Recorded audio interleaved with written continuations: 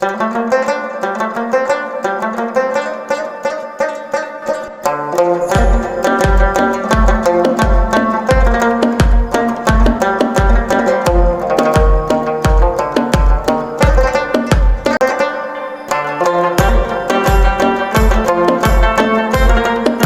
Programme तोड़ गया। अस्सलाम वालेकुम, welcome to my new vlog. मैं हुआ आपका दोस्त मुराद अली और आप देख रहे हैं मेरा यूट्यूब चैनल मुराद जर्नलिस्ट। आज मैं आप लोगों को एक ऐसी जगह का विजिट दूंगा जहां पर परिंदों की सुरीली आवाज़ें, बहते हुए नदियों से गुजरकर सुकून माहौल, ठंडी ठंडी हवाएं, आए हाय मज़े मज़े, आए हाय मज़े, आए। तो बन रहे हमारे साथ वीडियो की एंड तक।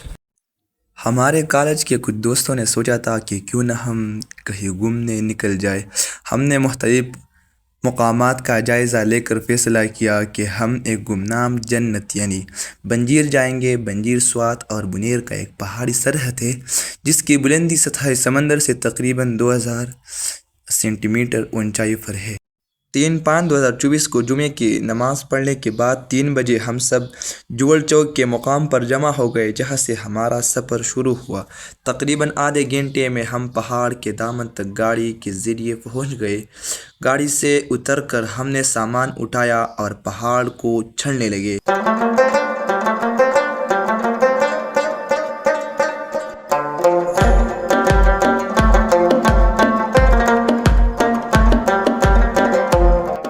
और ये है पैनाने का सबसे खूबसूरत तरीन मस्जिद।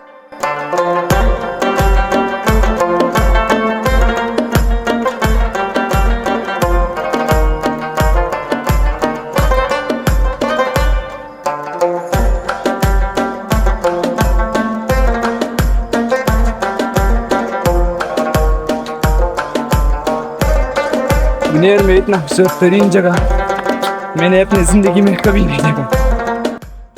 थोड़ी देर आगे तक जाके हमने कुछ गद्दे देखे। हम खुश हो गए कि चलो सामान गद्दों पर लाद कर हमारा काम आसान हो जाएगा। लेकिन जब गद्दे पर सामान रखा तो गद्दे ने आगे जाने से इनकार किया और उधर ही बैठ गया। लेकिन हमारे एक दोस्त बिलाल हादी गद्दे से जिद करने में 3-4 कदम आगे निकले और यूँ गद्दा सामान उठाकर उनके पीछे पीछे गए।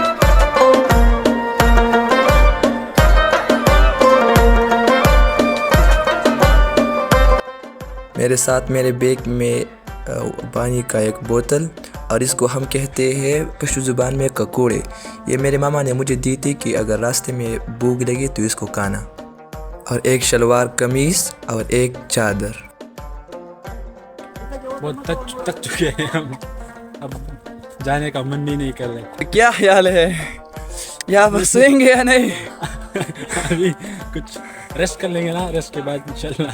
हम बहुत थक गए हैं। अरे बिलाल हादी है, ये गद्दे का मालिक है। इस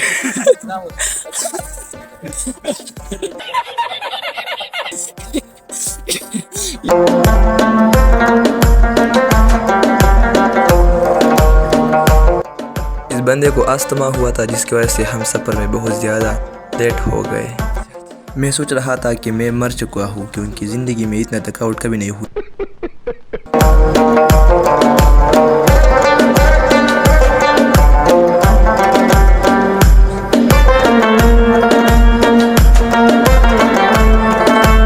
शाम के 6 बजे हम वहाँ पर पहुँचे। वो लोग बहुत मेहमान नवाज थे। उनका कहना था कि अगर रात यही गुजारनी है तो हम जगह दे देंगे और सामान भी देंगे।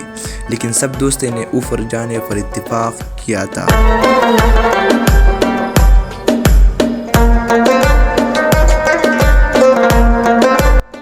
हमारा असल सफ़र शुरू हुआ। बंजीर बाबा का मज़ार हमारे मंजिल थी जिसके लिए हमने मज़ीद 2 घंटे तक का सफ़र तय करना था।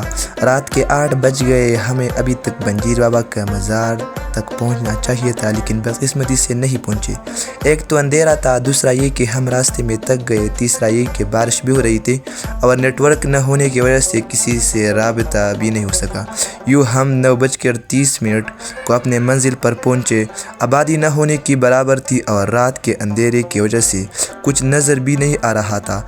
अचानक दूर एक रोशन घर देखा। सब बहुत खुश हो गए। घर के करीब एक छोटा सा खाली मकान था जिस पर ताला लगा हुआ था।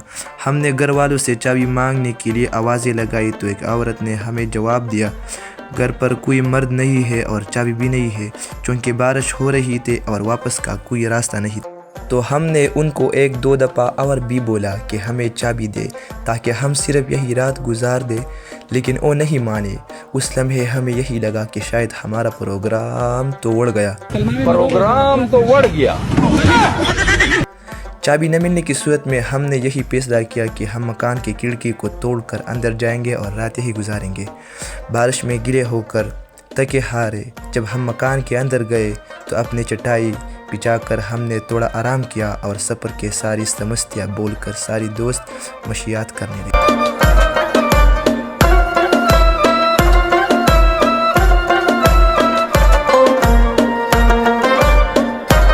उस वक्त मैंने सनाउल्लाह सर से पूछा कि आपके क्या तसव्वुरात है, तो वो कहने लगे के मज़ार के करीब एक एरिया में पहुंच चुके हैं और यहाँ पे हमें कोई जगह नहीं मिल रही थी। ये एक छोटा सा कमरा मिल गया है और वो हमें दे नहीं रहे थे जो मालिक थे इनके।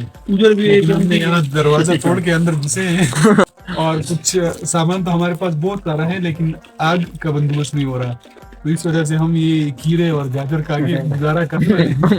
फिर इंशाल्लाह बाकी प्रोग्राम सुबह करेंगे इंशाल्लाह। और मजे की बात यह है कि बाहर बारिश हो रही है, सर्दी भी है और हमारे पास ओढ़ने के लिए इतना ज्यादा सामान नहीं है, लेकिन लड़के सारे माशाल्लाह बड़े तगड़े हैं। हाँ, मतलब सब एंजॉय कर रहे हैं।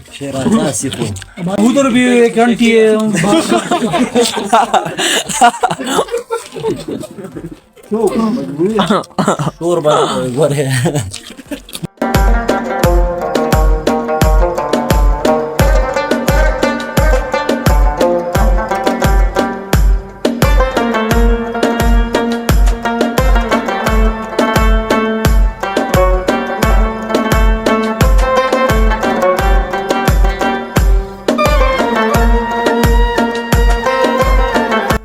कुछ दोस्त 11 बजे सो गए और कुछ 5 बजे तक एक दूसरे को तंग कर रहे थे।